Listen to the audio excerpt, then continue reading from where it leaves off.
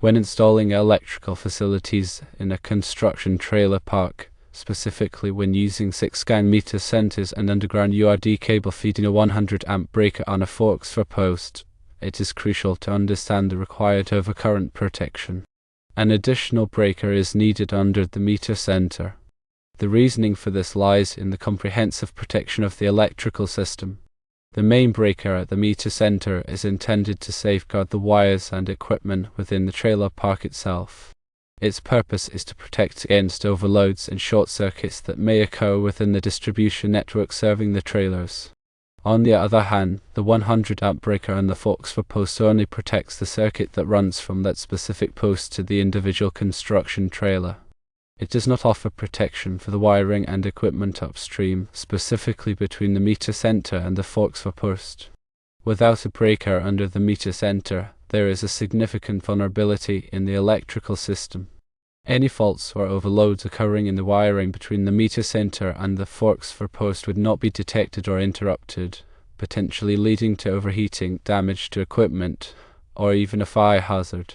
To achieve a proper configuration, install a rated main breaker within the 6-gang meter center. This breaker's primary function is to protect the wires and equipment situated within the trailer park's electrical distribution system. The size or amperage rating of this main breaker should be carefully determined based on the total calculated load of the entire trailer park. This ensures that the breaker will trip and interrupt the power supply in the event of an overload that exceeds the safe operating capacity of the wiring and equipment. The 100-amp breaker installed on the forks for post serves a different but equally important purpose. It protects the circuit that extends from that post to the construction trailer.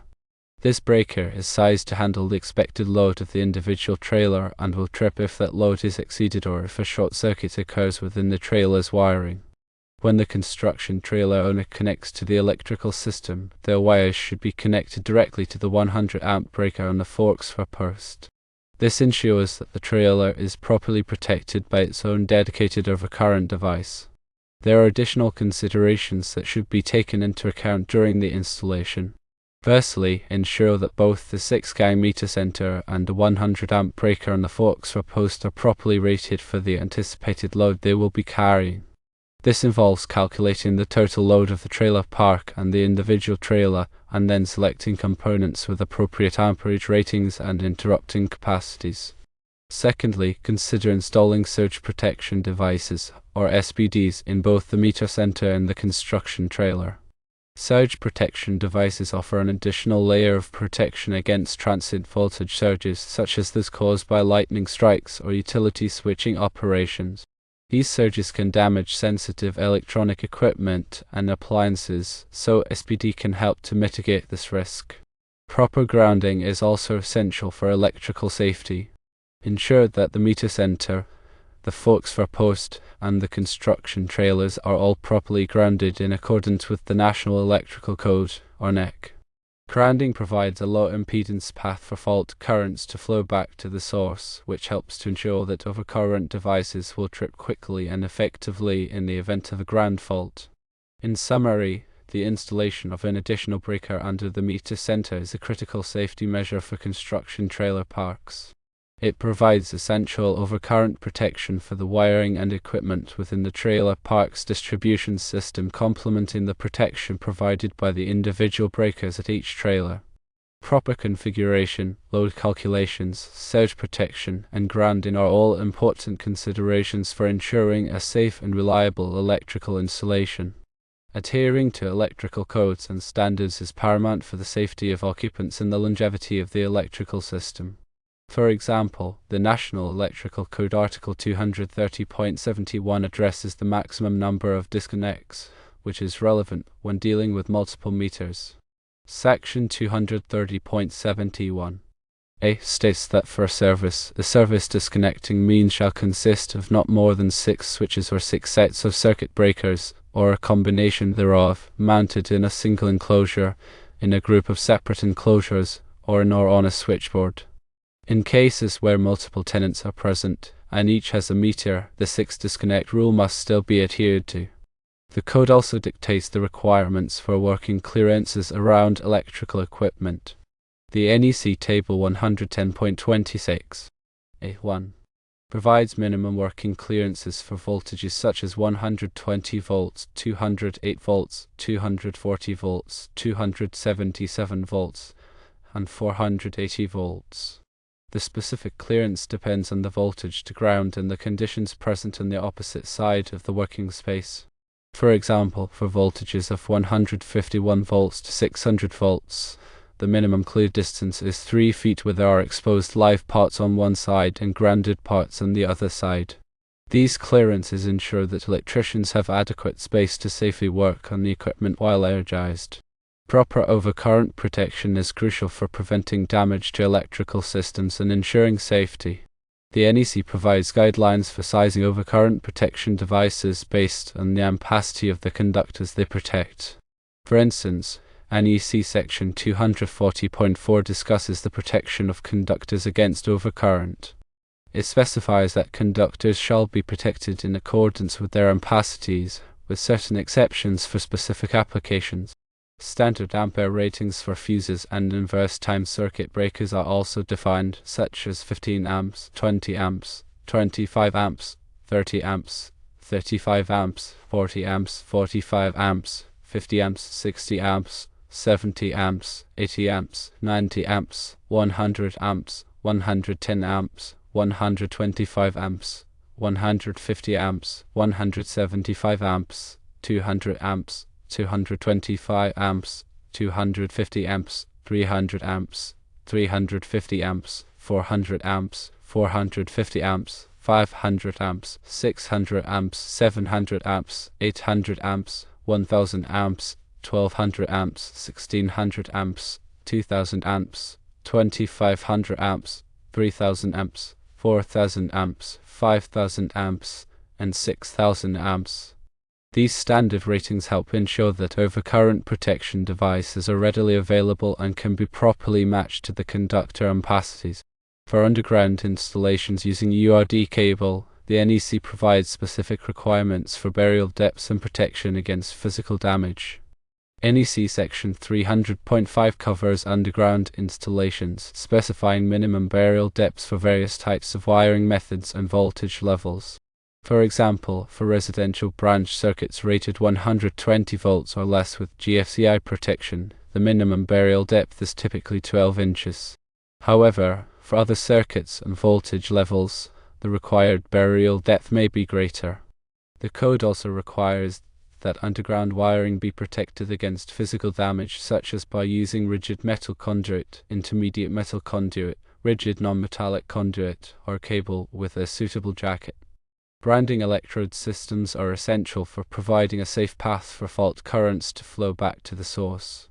The NEC specifies the requirements for grounding electrodes, including the types of electrodes that are permitted and the methods for installing them. Common grounding electrodes include metal underground water pipes, metal frames of buildings, concrete encased electrodes, and ground rings. The size of the grounding electrode conductor is determined based on the size of the service entrance conductors, as specified in NEC Table 250.66. Proper bonding of metal components is also crucial for ensuring electrical safety. Bonding is the process of connecting metal parts together to create a low impedance path for fault currents. The NEC requires that all metal enclosures, raceways, and equipment be bonded together to form a continuous electrical path. This helps to ensure that fault currents will flow back to the source quickly and effectively, tripping over current devices and preventing electrical shock hazards.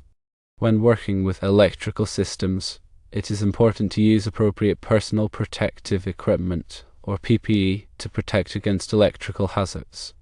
This includes items such as insulated gloves, safety glasses, and arc-rated clothing. The selection of appropriate PPE depends on the voltage level and the potential for arc flash. NFPA 70E provides guidance on selecting appropriate PPE for various electrical tasks. In conclusion, ensuring electrical safety in construction trailer parks requires a comprehensive approach that includes proper overcurrent protection, grounding, bonding, and the use of appropriate PPE. Adhering to the requirements of the NEC and other applicable standards is essential for protecting occupants and preventing electrical hazards. It's also necessary to remember to correctly install a rated main breaker in the 6-GaN meter center to protect the wires and equipment within the trailer park. This breaker must be sized according to the total load of the trailer park. Also install a 100 amp breaker on the forks for post to protect the circuit from the post to the construction trailer, and ensure the construction trailer owner connects their wires to the forks for post breaker. Also, ensure that the 6-GaN meter center and the 100 amp breaker on the forks for post are both properly rated for the load they will be carrying. Always consider installing surge protection devices in both the meter center and the construction trailer for additional protection.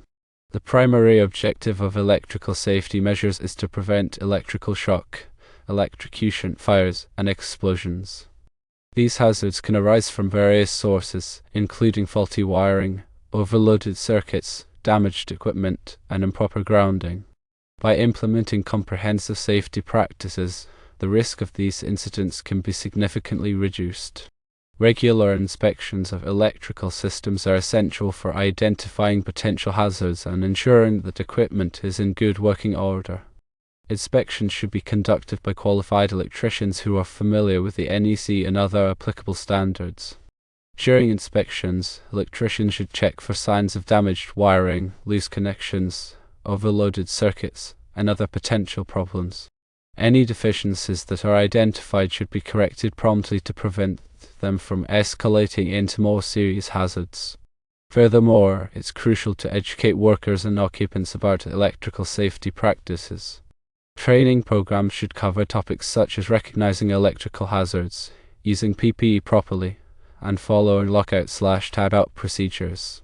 By promoting a culture of safety, organizations can empower individuals to take responsibility for their own safety and the safety of others. Lockout/tagout procedures are essential for preventing accidental energization of electrical equipment during maintenance or repair work. These procedures involve disconnecting the equipment from its power source and placing a lock and tag on the disconnect switch to prevent it from being turned on accidentally. Lockout/tagout procedures should be followed meticulously to ensure the safety of workers who are performing maintenance or repair work. Ground fault circuit interrupters, or GFCIs, are life-saving devices that protect against electrical shock. GFCIs monitor the current flowing in a circuit and quickly disconnect the power if a ground fault is detected. GFCIs are required in areas where there is a high risk of electrical shock, such as bathrooms, kitchens, and outdoor locations. Arc flash is a dangerous phenomenon that can occur when electrical equipment fails or is damaged. An arc flash is a sudden release of electrical energy that can cause severe burns, blindness, and even death. To protect against arc flash hazards, it is essential to conduct arc flash risk assessments and implement appropriate safety measures, such as wearing arc-rated clothing and using insulated tools. Electrical safety audits are a valuable tool for assessing the overall effectiveness of an organization's electrical safety program. Audits should be conducted by qualified professionals who can identify areas where improvements are needed. The findings of the audit should be used to develop an action plan for addressing any deficiencies and enhancing the organization's electrical safety practices. Finally, it is essential to stay up to date on the latest electrical safety standards and regulations. The NEC is updated every 3 years, and it is important to be aware of any changes that may affect your work. By staying informed and following best practices, you can help to ensure a safe and reliable electrical system. When dealing with specific situations such as construction trailer parks, where temporary power is distributed, ensure all equipment used is listed and suitable for the environment. This includes weather-resistant enclosures and cables rated for outdoor use. Regularly inspect the temporary wiring and equipment for damage or deterioration, replacing components as needed. Also, ensure that all extension cords are heavy-duty and properly grounded, avoiding the use of lightweight cords that are more susceptible to damage. Consider the environmental conditions in East Tennessee, such as potential for severe weather events including lightning and heavy rain. These conditions may necessitate additional protective measures for electrical systems, such as increased surge protection and enhanced grounding. Moreover, promote awareness among construction workers and trailer park residents regarding electrical hazards specific to the site. This includes providing clear instructions on how to report electrical problems and emphasizing the importance of avoiding contact with downed power lines or damaged electrical equipment.